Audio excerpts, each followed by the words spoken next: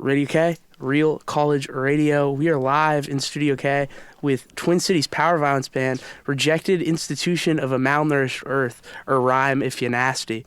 How are y'all feeling coming off that performance? Relieved, sweaty. Energized. I would say sweaty. Yeah, energized, yeah. Awesome. Well, why don't you guys introduce yourself, names and instruments, all that jazz. Yeah, my name is Ted. I do vocals and guitar. My name is Logan. I do bass and harsh noise. My name is Nikki, and I'm on the drums. I was hoping you guys could tell us about those songs we just heard. I think most of them were off of the EP you just put out. Yes, that's correct. Yeah, we played 4 songs from the EP and then 2 songs that are unreleased. Yeah.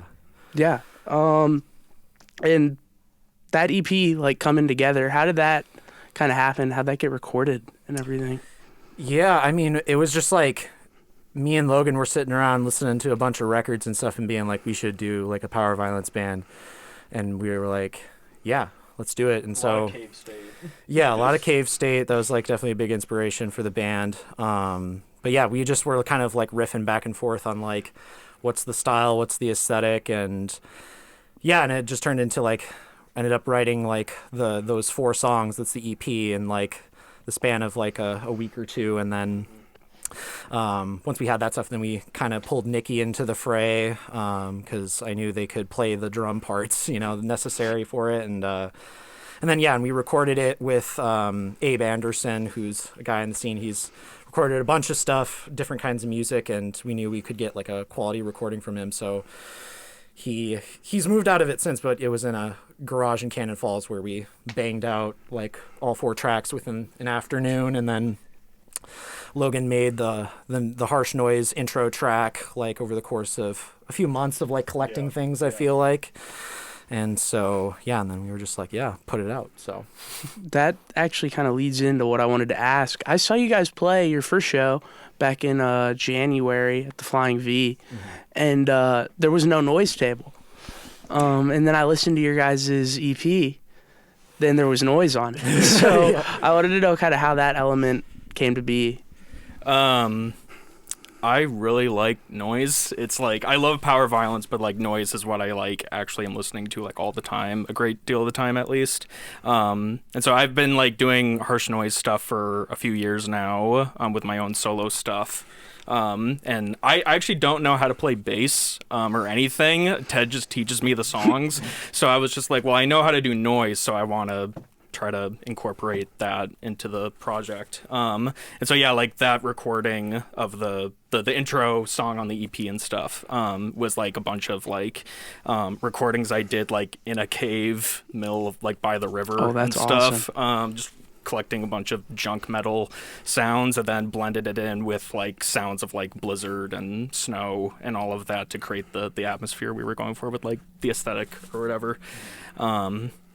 Yeah, and so yeah, that first show we were just like, let's just not do it. We didn't know how to like really incorporate it yet, but definitely for the future, it's like we want to do the noise stuff all the time, and yeah, I'm really stoked about incorporating it. So yeah, awesome.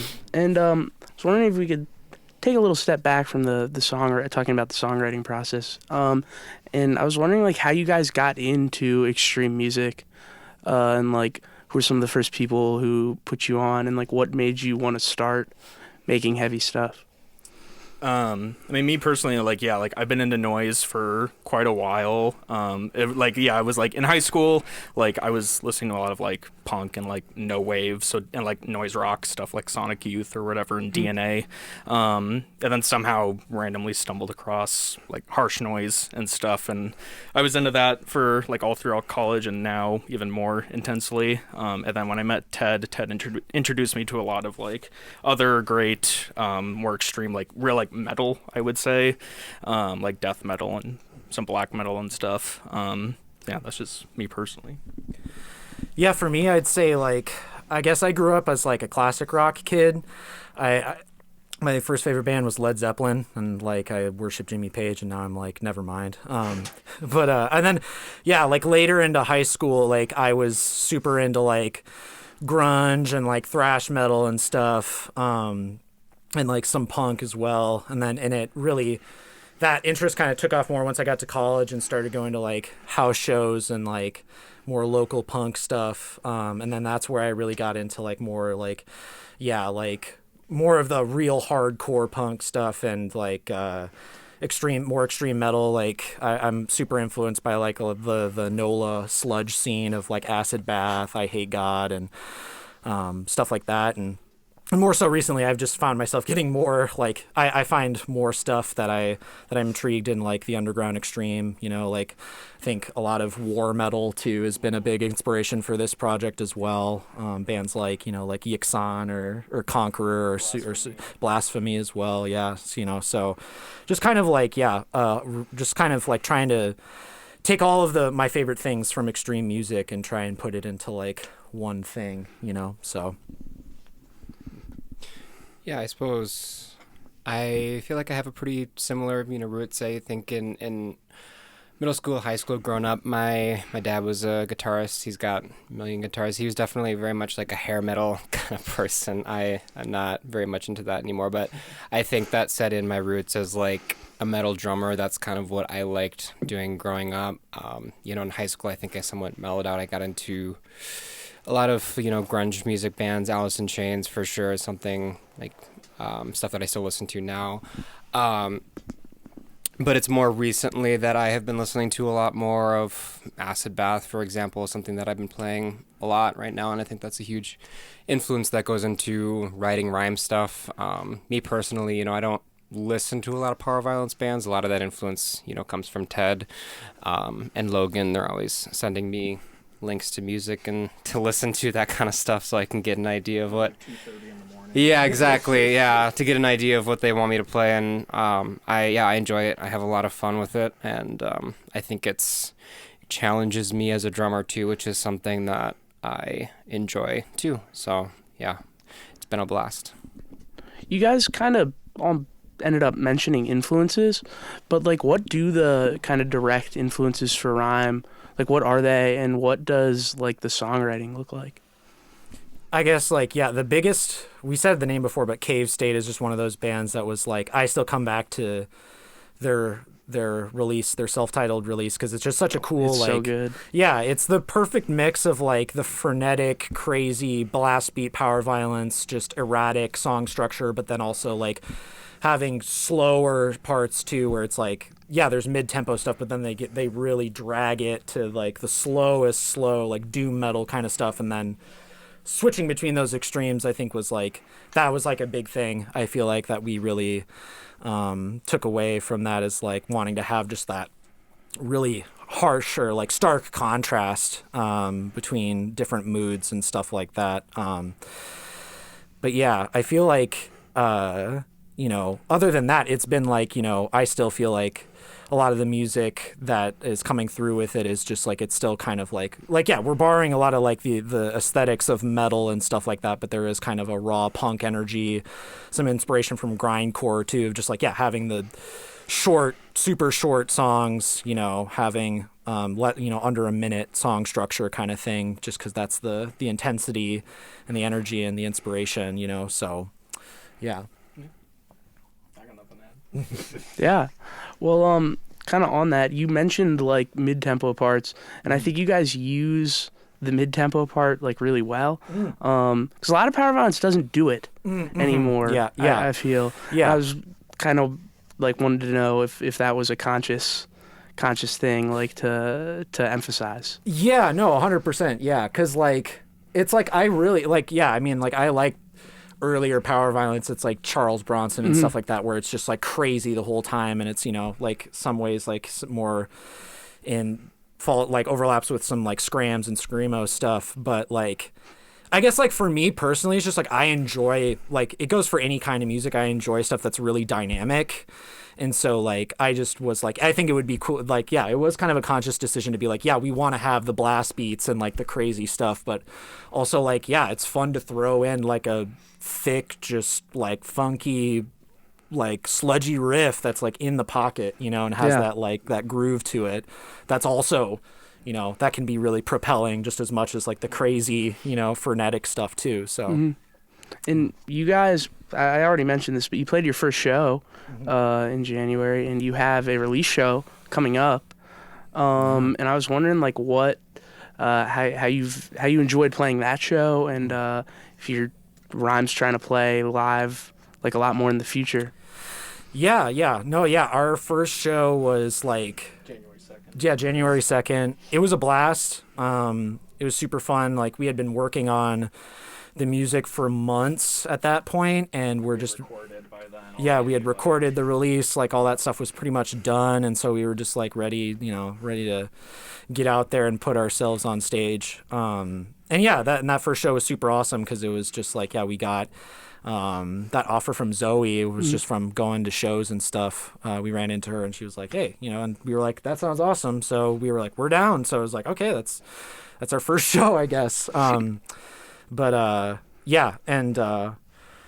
I definitely think it definitely kind of snowballed into just like a bunch of, we have a whole slew of gigs booked out for spring and summertime. So lots of really cool gigs coming up. We wish we could say what they are, but it would spoil the surprise. So, next Saturday we're playing at Clash Drums in Columbia Heights, and we have some of our pals playing the show with us, and I Owe This Land a Body and Stone Harp. I got my buddy doing a DJ set, Mr. Electric, and Small Animal Hospital as well is on the bill. So, which we're stoked about that. It's a cool collection of bands, and we're excited to kind of like celebrate the release. And then we just got a bunch of gigs after that, so it'll be kind of like we'll be busy. Yeah, we'll be busy. Mm-hmm. At that first show that you guys played, you did a cover that I really got a kick out of. I forget what Sex Pistols song it was, but you guys covered a Sex Pistols song. Yeah, that was a joke. I was like, because I had recently had a thing with somebody who was just like, oh, you listen to the Sex Pistols, you're a poser, and I was like, I don't even like them that much. It's just like that first record to me is fun, so I was just like, the real song is called Am I Punk Yet by Electro Hippies, and so I was just like, kind of letting some spite out a little bit with that comment. Yeah, but see, I didn't even realize I've like listened to that Electro Hippies song. I was so encapsulated by the idea of a Power Violence band doing a Sex Pistols cover that I didn't realize that it was an Electro Hippies song. Yeah, no, hell yeah. Yeah, it was very much just like a joke. Yeah, we were just goofing around. But yeah. We are going to continue playing that song, though. It's too fun. We like it way too much. So, yeah. And Minneapolis has a kind of a burgeoning power violence scene right now. It kind of, I feel like, came out of nowhere. It's like a lot of bands just started cropping up. And what do you think separates Minneapolis from other scenes? And why do you think this power violence scene is starting, I guess? Yeah, that's a really good question. I mean, I think, I don't know, it's hard to say because it's like I haven't spent too much time in other cities and music scenes. I'm sure there's a lot of parallels all over the place, but I do think it's what is kind of unique about Minneapolis is that there is kind of a niche for almost anything, Yeah. And I think it kind of comes back to just post-COVID and the boom of TikTok and stuff, and kind of just the revitalization of hardcore as a thing again. And I think a lot of people just got really excited about diving into new kinds of music. And I think it's just sort of power violence is a niche thing that was 20 years ago at this point. So I think it's just kind of on track for the 20-year cultural cycle or something, but I also feel like it just, the music, the chaos of it, and the intensity of it speaks to the kind of world we're living in right now, and just kind of it's a means of expressing that frustration and reaching some kind of personal catharsis, so you can keep going. But yeah, there's just a lot of life in it and a lot of power in it, and so I feel like it's invigorating. And so for folks who are really into it, I think it just then they become even more of a staunch fan. So yeah. Well, and we have one question that we like to ask every band that comes in for an in-studio. Dream bill, dead or alive, you guys get to play with 5 other bands. Can be any band. Who are you picking? Motley Crue. No. Like each of us give 5. You can each pick, or you can do a group 5. You can each do a 5. Whatever you feel like. I'm going. Okay, us. Reverend Kristen Michael Hader. Tom Waits. Yep. Caro Bonito. and then Cave State. Yeah. I'm trying to think too. I would throw in like Rudimentary Peni. That would be super cool. Never gonna happen. If only. Yeah, it'd be cool to play with like Drop Dead or like Lack of Interest. Yeah, I don't know. It'd be cool too, like World Peace or like man, I'd even say Acid Bath too. Why not? Yeah. This is just going to reflect my music taste, but I'd probably go Acid Bath, Alice in Chains, Dystopia, and Mastodon is probably what I would do. Final question. What shows do you guys have coming up? Anything to look forward to? New music? Any of that stuff? Yeah. Again, our next show's next Saturday, April 18th at Clash Drums. We got a bunch of gigs in May. We got some gigs in June, July. You're gonna hear about all of that. Down the road.